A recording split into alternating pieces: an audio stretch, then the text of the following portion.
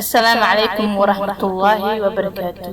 داودياشا ku xiran kanalka Dooreysatiya kusoo dhawaada muuqaalkeena maanta aan uga hadli doono faa'iidooyinka timirta iyo caanaha isku shiido ama cunto ahaan loo qaato. Timirta iyo caanaha waa laba cunto aynu naqaan kuwaasoo aynu ka helno faa'iidooyin iyo nafaqooyin aad u tiro badan. Waa marka aynu ka hadlayno mid kastaba gaarkiisa. Laakiin su'aasha isweydiinta mudan waxa ay tahay timirta iyo caanaha hadii isku shiido ama loo diyaariyo cabitaan ahaan ama cun ahaan loo diyaariyo maxay tahay faa'iidooyinka aynu ka heli karno. Timirtu waxa ay ka mid tahay cunooyinka sida dhaqsiyo badan ugu shiido, sidaasi awgeeda waxa ay si fudud uga falgashaa jirka waxayna yareysaa dibrada cunada kadib la isku arko. Timirta iyo caanaha, timirta oo caano lagu qaso ama lagu shiido waxa ay si laba jibaartaa faa'iidooyinka laga filayay. Sidaa daraadeed hadaynu isku darsano timirta iyo caanaha jirkeenu wuxuu helayaa tamar iyo nafaqo aad u weyn.